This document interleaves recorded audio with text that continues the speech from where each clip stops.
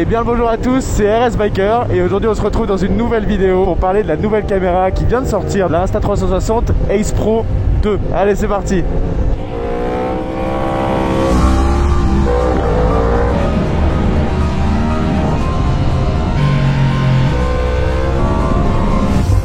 Les gars, regardez-moi cette vue, honnêtement les gars.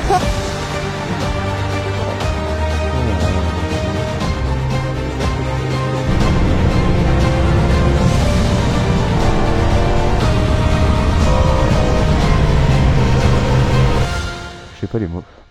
Bon alors ça y est, la nouvelle Insta360 Ace Pro 2 est là et grâce à eux j'ai pu l'essayer ces dernières semaines. Donc je vous propose qu'on la déballe ensemble pour voir un petit peu ce qu'il y a dans la boîte. Alors à l'intérieur on va retrouver bien sûr la caméra, donc la Ace Pro 2, une batterie supplémentaire que vous pouvez acheter, donc soit un pack avec une seule batterie, soit un pack avec deux batteries, c'est celui que j'ai. Un support magnétique, ce petit accessoire en plastique dont je vais vous parler dans un instant et un câble USB Type C avec des autocollants et quelques papiers que je vais sans doute mettre de côté. Passons tout de suite à la caméra en elle-même. Alors d'entrée de jeu on remarque quelques différences visuelles par rapport à la Ace Pro première génération et ça va jouer dans un premier temps sur les protèges objectifs qui sont maintenant amovible. Alors du coup maintenant il suffit de dévisser pour l'enlever. Hop là. Bon, il faut quand même bien forcer. Pour les remettre c'est tout aussi facile. Vous remettez juste le protège objectif dessus et vous revissez.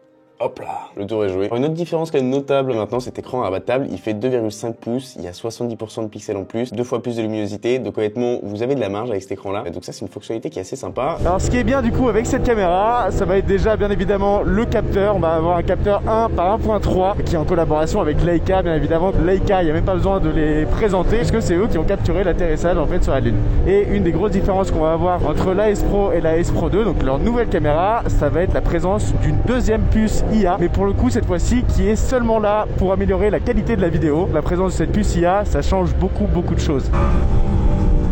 Alors il y a un autre point pour le coup sur cette caméra qui est incroyable, voilà, je vous le dis clairement, et là pour le coup on peut pas leur enlever ça, c'est les meilleurs tout simplement dans le marché, parce que cette caméra a un angle à 157 degrés. 157 degrés, c'est gigantesque, vous pouvez vous en rendre compte là maintenant en vidéo, mais honnêtement ça rend un contenu qui est beaucoup plus immersif, et ça pour une action cam c'est clairement le but en fait de ces caméras là. Donc voilà, je pense honnêtement qu'on pourra pas faire mieux, donc c'est là vraiment qu'on se rend compte que Insta360 ils ont mis le paquet sur cette caméra, puisque 157 degrés c'est tout simplement comment dire, du jamais vu, voilà, dans une action cam, clairement du jamais vu. En tout cas cette caméra les gars c'est un must have, clairement c'est un must have si vous êtes motard et que vous voulez faire du motovlogging en fait. Regardez-moi ça les gars, regardez-moi cette beauté là. Bon alors bien sûr il y a plein d'autres spécificités à cette caméra qui sont en amélioration par rapport à la Ace Pro normale. Par exemple la batterie, on va pouvoir filmer 180 minutes. Je sais pas si vous en rendez compte les gars, 180 minutes c'est 3 heures d'enregistrement. Si vous partez toute la journée ou alors une partie de la journée, vous avez besoin que d'une seule batterie, et si vous voulez la recharger parce qu'elle est tombée en panne de batterie, et bien il vous faut seulement 18 minutes pour retrouver 80% de la capacité de la batterie. Mec l'a vu. Mais du coup voilà, le rendu de la Ace Pro, là on est en mode action, donc en gros le plus large champ de vue, donc à 157 degrés du coup comme je vous ai dit sur la route. Quelques petites features quand même que vous pouvez retrouver sur la Ace Pro 2 les gars. Si vous double tapez sur l'écran, ça va vous permettre de faire un zoom. Ouais, zoom sur toi, ouais.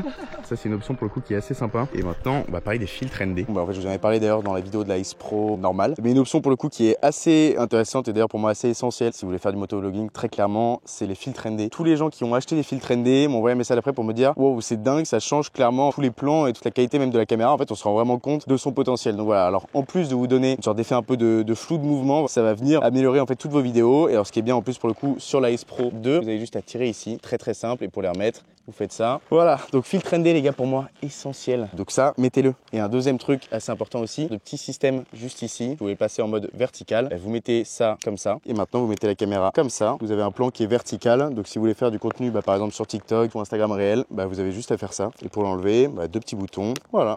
Très simple. C'est un must-have sur la Ace Pro normale. C'est un must-have sur celle-là aussi. Kylian est en train de se faire des potes tout là-bas. Là, il m'a abandonné pendant le tournage. Les gars, regardez-moi cette vue, honnêtement, les gars. C'est incroyable. Mec, la vue, frère. Honnêtement, j'en reviens pas de la vue. C'est tellement beau, le sud. C'est sublime. Alors là, du coup, j'ai enlevé les filtres ND parce que malheureusement, il n'y a pas assez de lumière pour le 16. Donc, vous pouvez voir quand même qu'en mode auto, la caméra gère plutôt bien pour le coup. Incroyable. Oh là là, les gars. Je sais pas les mots. Ah, toi aussi, faut que tu les baisses. Ouais, tu m'étonnes, c'est vrai que t'as pas du tout, mais moi, je suis pas entière, mais... C'est pas pareil, hein, je te dis. Ok. Allez, j'ai autre chose. Je trouve plein de choses dans ma combi. Avec les couchers de soleil là.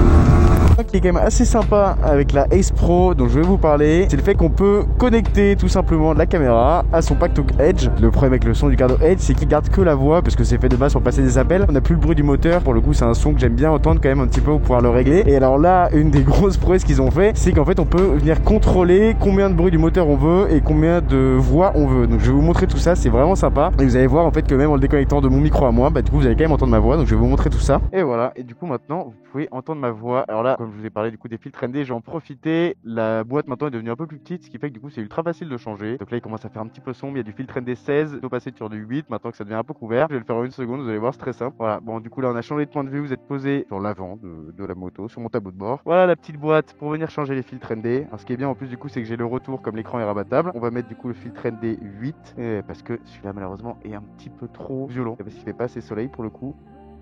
Tac. Et voilà, c'est déjà un petit peu mieux quand même, on va pas se le cacher. Donc on remet ça là, ça va dans la poche. Là vous pouvez le voir, il n'y a aucun micro entre nous en fait parce que c'est connecté tout simplement à mon Cardo Edge qui est juste ici. Et vous allez pouvoir voir quand on roule, on peut en plus rajouter le son de la Ace Pro directement. Et ça, c'est vraiment nickel pour le coup. Alors il y a quand même un truc que je voulais vous montrer. Ce que vous pouvez faire en fait, c'est faire du contrôle gestuel. Alors il était sur la Ace Pro, maintenant ils l'ont amélioré, ce qui fait que ça devient super précis. Donc vous allez voir, par exemple si je mets la main en l'air, ça arrête l'enregistrement. Et si je la remets, ça le recommence. Alors c'est ultra précis, vous avez bien sûr d'autres options. Par exemple, si je fais un signe piste, ça prend une photo. Take a photo. Stop recording. Putain les gars, c'est une dinguerie. Je sais pas si vous vous rendez compte, mais c'est tellement précis. Allez maintenant, on va arrêter les bêtises, on va rouler. Et c'est parti.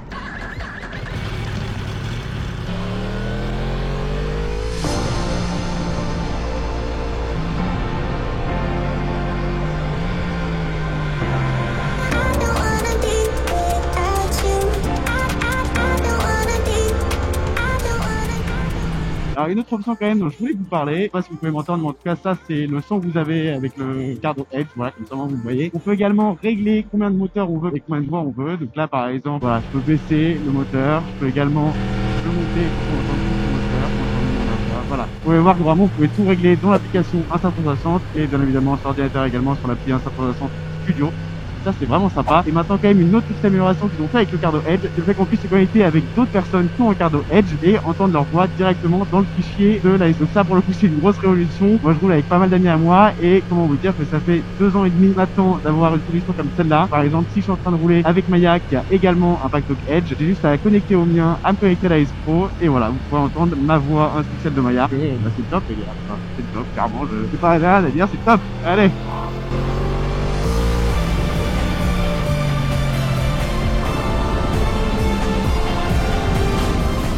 Alors, il y a quand même autre chose dont j'ai oublié de vous parler, et c'est la rétrocompatibilité avec par exemple les filtres ND, la batterie de la Ace Pro, tous les accessoires aussi magnétiques pour venir la fixer sur votre photo. Alors pour certains par exemple vous n'avez pas besoin d'échanger, que ce soit pour tous les supports magnétiques pour venir la coller, c'est exactement les mêmes que sur la Ace Pro. Alors pour la batterie maintenant, si par exemple vous avez acheté 3 batteries pour la Ace Pro et que vous voulez pas en fait avoir à les changer, pareil, elles sont compatibles. Alors c'est pas conseillé parce que bien sûr elles sont moins performantes que celles de la Ace Pro 2, mais en tout cas elles sont compatibles, elles fonctionnent. Et maintenant pour du coup ce qui est des filtres ND, ils sont compatibles, c'est pas recommandé d'utiliser, mais en attendant pour dépanner par exemple, et ça c'est plutôt pas mal.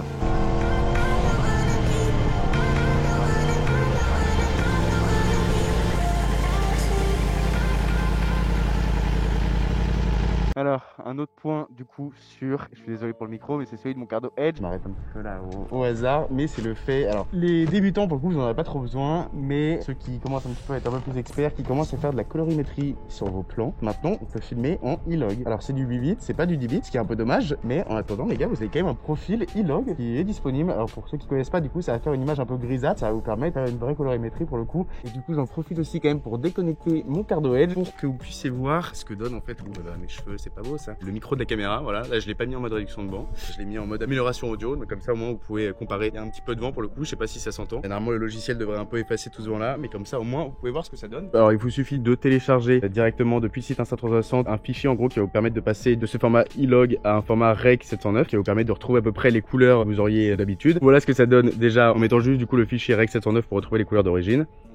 Voilà, donc déjà ça donne ça. Et après vous pouvez faire bien évidemment votre propre colorimétrie. Pour moi par exemple ça va donner ça.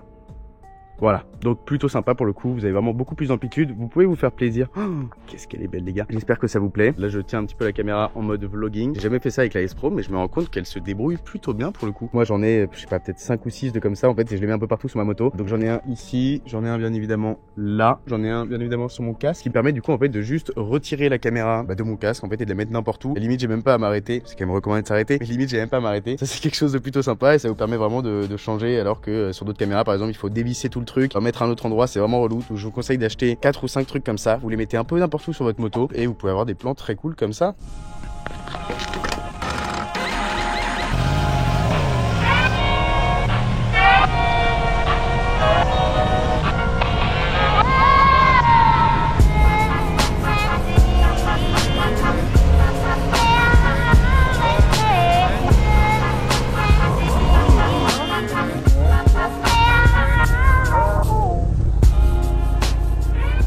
Voilà, on va pouvoir faire un dernier petit test les gars, qui est le fait que maintenant on peut faire du 4K 120 fps, donc pour les ralentis. Ça j'ai hâte de tester ça pour le coup, puisqu'ils l'ont rajouté sur la S Pro 2, avant c'était que du 4K 60 fps, en plus de la 8K 30 fps, alors qu'avant c'était du 24 fps, donc pas très utilisable.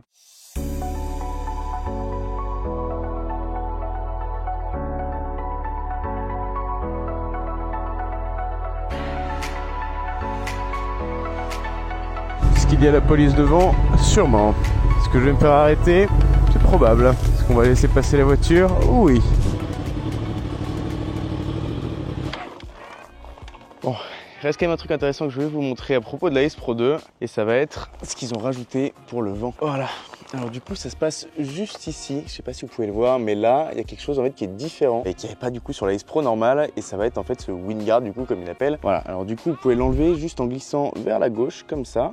Il vient se déclipser ici, et là vous pouvez voir en fait que dans ce petit Windguard il y a une sorte de mousse qui va venir en fait enlever le vent. Si vous voulez juste poser la S Pro sur votre moto, pas forcément l'avoir connecté à un micro sur votre casque, il vous suffit de mettre ça ou alors de le laisser tout le temps, et honnêtement ça fait un très bon taf. Et donc voilà, on dit pas non à ça. Et alors pour le réclipser pareil, c'est très facile, vous le remettez dedans, vous entendez le bruit et tout est bon. Donc ça pour le coup c'est quelque chose qui est vraiment pas mal. Il y a encore une autre option sur la S Pro 2 dont je vous ai pas encore parlé, et c'est le mode dashcam. Non, je pense que c'est quand même mieux si je prends le relais. Comme ma soeur vous a dit, du coup, il y a une option dashcam maintenant sur cette caméra. Alors, il y avait également sur la S Pro normale, mais je pense que les gens sont un petit peu passés au-dessus de cette fonctionnalité qui reste quand même très intéressante si vous faites de la moto, que vous avez peur d'avoir un accident ou alors que vous venez de commencer. Non, tu viens de me niquer une prise, dis-moi. Bah, grâce du coup à la S Pro 2, maintenant vous pouvez l'enregistrer et vous êtes sûr au moins d'être protégé en cas d'accident. Vous avez juste à poser la caméra. Maintenant, si vous la branchez avec un câble et que vous allumez votre moto, bah, en fait automatiquement il y a une option qui va faire que ça va commencer l'enregistrement, ça va allumer la caméra, et une fois que vous éteignez votre moto, bah, ça va arrêter l'enregistrement et ça va vous le sauvegarder. Si un jour vous avez un accident, vous voulez tout simplement l'enregistrer pour après prouver que vous n'êtes pas en tort par exemple. Alors un dernier accessoire maintenant, si vous voulez faire du vlog avec cette caméra, puisque c'est tout à fait possible, pour cette utilisation du coup, il y a un accessoire qui est vendu sur la boutique Insta360, et du coup en fait ça va être ce bras télescopique qui va également vous servir en trépied. Donc là par exemple on est assez proche. Maintenant si vous voulez venir l'agrandir, et du coup en seulement 3 mouvements vous pouvez passer en mode vlog, voilà, venir filmer tout ce qu'il y a autour de vous. Et ce qui est très bien aussi avec cette caméra, c'est qu'il y a l'écran qui est juste derrière qui est rabattable, ce qui vous permet du coup de voir si vous êtes en train de filmer avec la caméra. Honnêtement pour du vlog c'est ultra bien, c'est une caméra qui est légère, qui va avoir une très bonne qualité. Vous pouvez également connecter un micro à cette caméra, il suffit juste d'avoir ça dans votre sac et au moins le tour est joué. Mais j'ai évidemment fait un vlog avec cette caméra, c'est vraiment dinguissime, genre sincèrement. Les pauvres abonnés. Je me suis tapé une averse, et donc ça, le temps du sud, je comprends mieux. Et du coup, comme il fait nuit, on va pouvoir tester quand même le mode pure vidéo, qui s'est pas mal amélioré depuis la S Pro première génération, puisque maintenant elle a 2 puces IA. Ça va venir en fait restaurer un peu les couleurs tout en éliminant le bruit, donc ça c'est plutôt pas mal. Et donc voilà, on va pouvoir tester ça puisqu'il commence à faire un peu nuit là. On va mettre le mode pluie, TCS à 9. Je vous le dis, vu les modes que j'ai mis là, c'est une moto pour débutants, mais vu les pneus que j'ai et vu comment ça a plu, je préfère ne pas prendre de risques. Attends, il y a quand même un petit coup de soleil là-bas. Je sais pas si ça se voit à la caméra, mais en tout cas là il fait vraiment nuit. Genre si je baisse ma visière, honnêtement je vois pas grand chose. Je vois absolument rien les gars. Alors, je sais pas honnêtement comment ça roule. Oh là là, c'est pas beau à voir ça. En vrai je pense qu'on va rien voir sur la caméra tellement il y a des glissos sur l'objectif. Ah ça fait mal. Ah il fait tempête. Ok, c'est un des pires travails de la vie. C'est bon.